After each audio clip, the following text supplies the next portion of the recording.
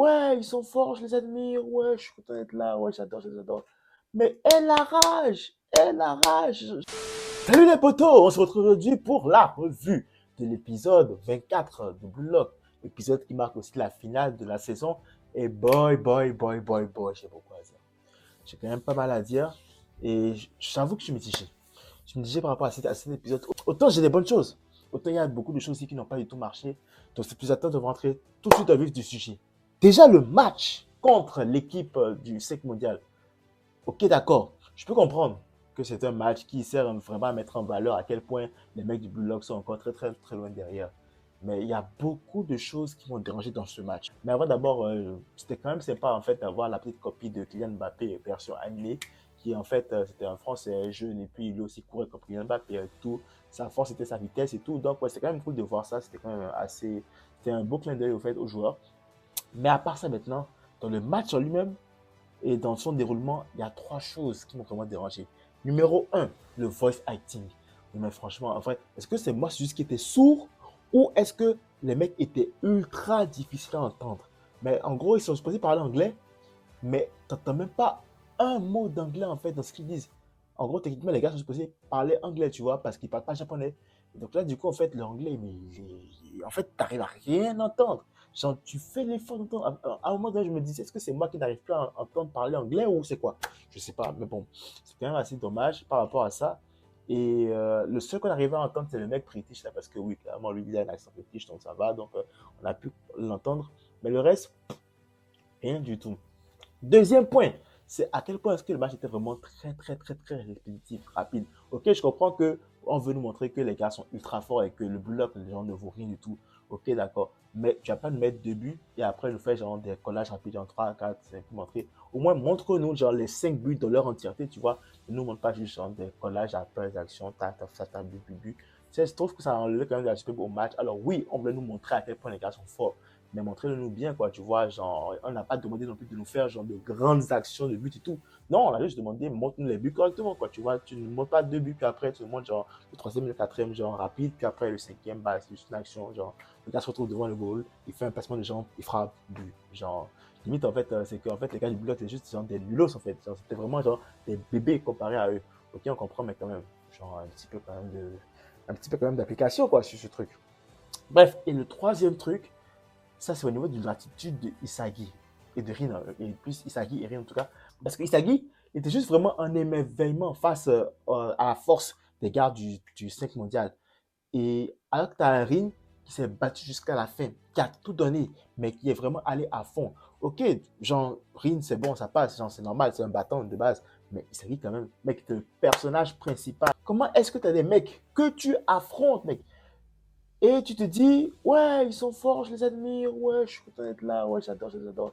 Mais elle a rage, je comprends pas. Pourquoi est-ce que tu arrives, pourquoi est-ce que tu vas pas, à un moment donné, limite là, abandonner le combat? Mais c'est pas un comportement du personnage principal.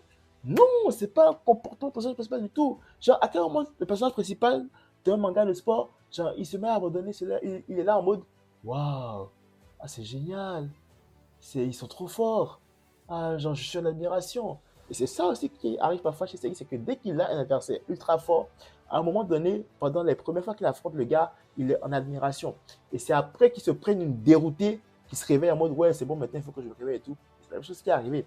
Alors que tu as Rin, qui lui, directement, à aucun moment il n'a lâché. À aucun moment il s'est dit oh, j'ai une admiration. Non. Pour lui, en fait, c'était des gars qui sont des humains comme lui.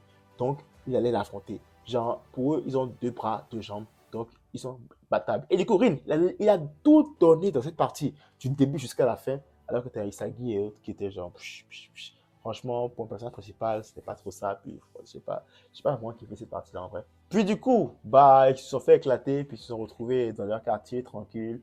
Puis, un truc intéressant que j'ai aimé dans cet épisode, qu'on a vu que Rin aussi savait perdre son calme. On a vu que Rin aussi savait genre péter un câble. Et on l'a vu quand les gars étaient autour de lui en train de vouloir apprendre à parler l'anglais et tout, il le dérangeait par-ci, par-là. Et c'était vraiment trop drôle parce que tu te dis, Rin qui est souvent impassible, même lui aussi, ça lui arrive de péter un câble et d'avoir la face vraiment genre ultra dégueulasse animée et tout, tu vois. Ça, c'était vraiment cool, genre, j'ai vraiment aimé, ça m'a fait rire, ça m'a fait vraiment rire. Puis bon, Ego gâche le mood et il dit, voilà, c'est le moment d'annoncer les résultats de la troisième sélection. Donc du coup, en fait, La troisième sélection, en fait, c'est que ils ont tous ceux qui ont passé, ont dû affronter les gars du 5 international. Par contre, je ne sais pas si c'est les mêmes gars qui ont affronté ou bien d'autres gars, ça je ne suis pas sûr, je ne me rappelle plus. Mais en tout cas, eux aussi, ils ont dû affronter genre, des talents mondiaux, tu vois. Ils ont compris qu'en fait, ils étaient très, très, très loin derrière. Les gars du bloc étaient ultra, ultra loin derrière. Donc, du coup, voilà, donc c'est le rassemblement. Puis là, vu que tu as Isagi et Rin, leur équipe qui était la première à terminer la sélection, ils sont arrivés en premier. Donc là, en fait, ils attendaient à chaque fois les équipes qui arrivaient pour voir en fait qui était qualifié ou pas, tu vois. Donc, bien sûr, deuxième équipe qui en avait, Baro, Nagi et Shiri, les revanchards, c'est clair que ceux-là, ils n'allaient pas lâcher Isagi. Ils n'allaient pas le lâcher, clairement. Donc, directement, ils sont arrivés en deuxième position. Puis, ils ont rattrapé Dieu sortait tout, puis un autre gars. Et après, donc, petit à petit, on voit les équipes arriver. Puis, il y a enfin Karasu, mon gars, ce Karasu qui a enfin fait sa première apparition en animé. Le voice acting, rien à dire, c'est vraiment cool. Puis, il y a quelques gars aussi qui sont venus. Raichi et Gagamaru aussi sont passés. Ça, c'est vraiment cool. Puis, la grande surprise, finalement, la grande surprise, celle que tout le monde attendait, c'est que Isagi et Nagi, tout ça attendait, c'était voir si Kunigami aussi allait passer. Alors pour eux, clairement, Kunigami allait passer. Grande fut leur surprise quand ils ont vu dans la dernière équipe Ryo, mais sans Kunigami. Et à la place, qu'il y a un nouveau personnage qui a vraiment une allure d'antagoniste, tu vois. Donc, c'est le genre de mec dans le manga de sport qui est talentueux, mais qui se la joue bad boy, qui a la force brute et qui lui, au fait, au lieu de jouer, c'est la bagarre et tout, tu vois. C'est bien comme ça aussi. Donc il apparaît, Shindu. Et donc Shindu vient et se vante d'être celui qui a battu Kunigami. Et donc, clairement, Ryo confirme que c'est vrai qu'ils ont perdu face à Shindu et que c'est lui qui a été pris. Donc, Kunigami est malheureusement éliminé. Chose que j'ai pas vraiment forcément apprécié, c'est que dans le manga, ça a été montré comment Kunigami a été éliminé. Alors que là, et du coup, ils ont juste skippé ça comme ça. Et ça, c'est vraiment dommage parce que là, en fait, on n'a aucun insight sur le personnage dans l'anime. Genre, on voit Shindu, on sait que genre, il en a dans le ventre, mais on sait vraiment pas genre qu'est-ce qu'il vaut, tu vois. Alors, c'est vraiment pas à quel point est-ce qu'il vaut autant pour avoir éliminé Kunigami. Alors que dans le manga, clairement, je pense que avant même d'apparaître dans les résultats de la sélection, on avait vu Shindu qui avait éliminé Kunigami, tu vois. Et ça, c'est trouvé ça un peu dommage, mais bon.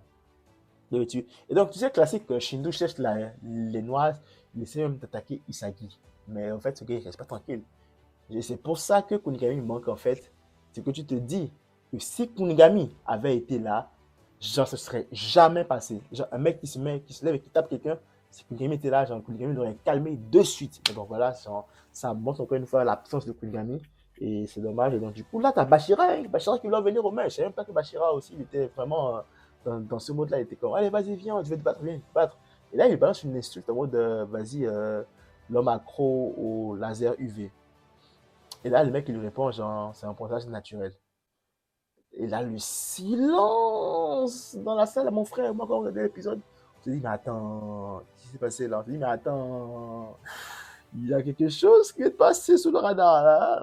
Cette blague-là, à revoir à la VAR.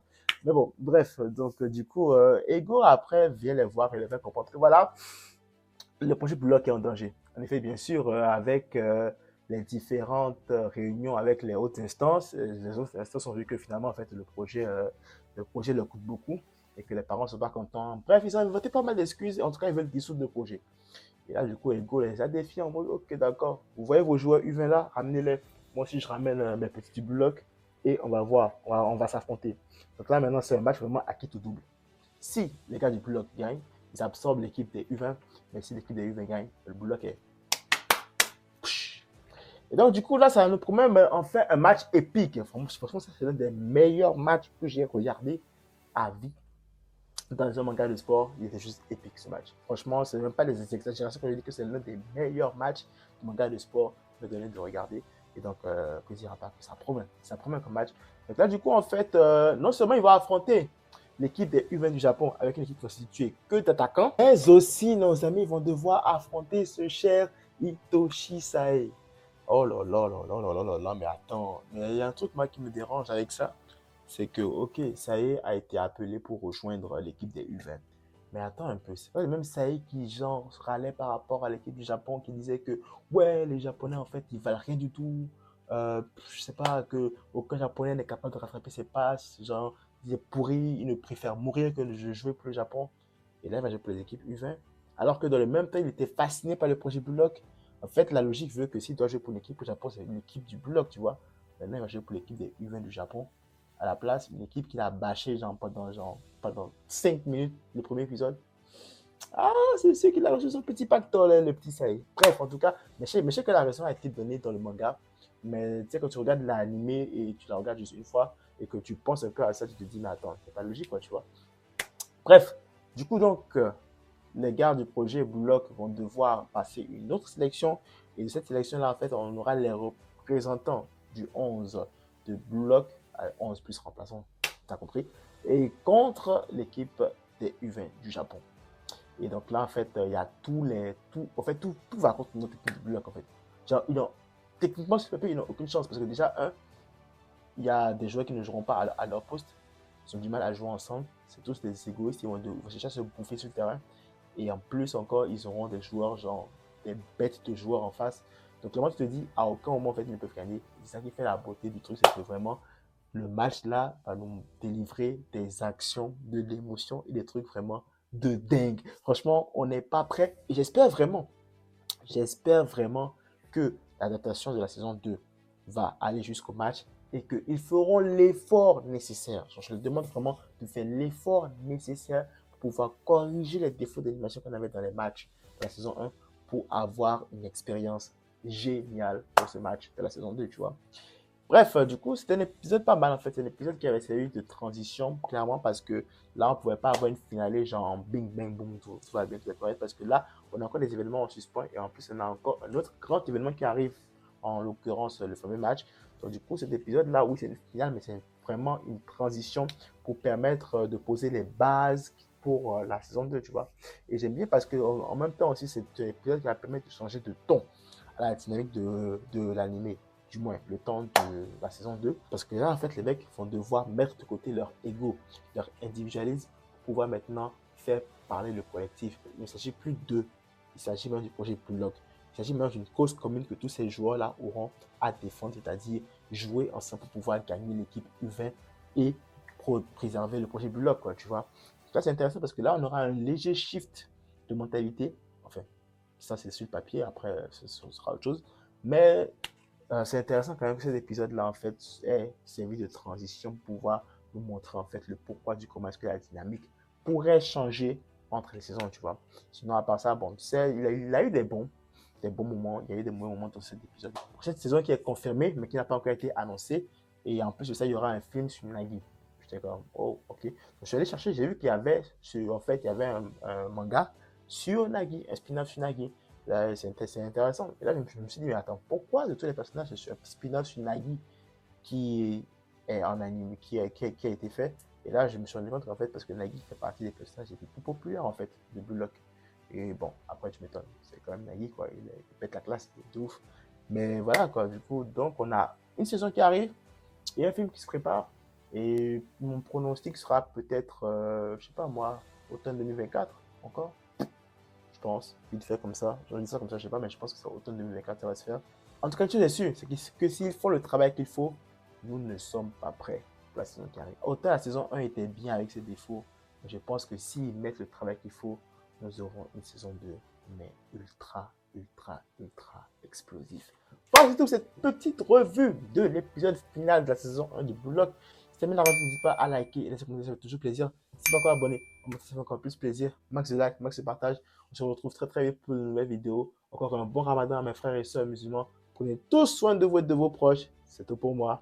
Que la force vous accompagne.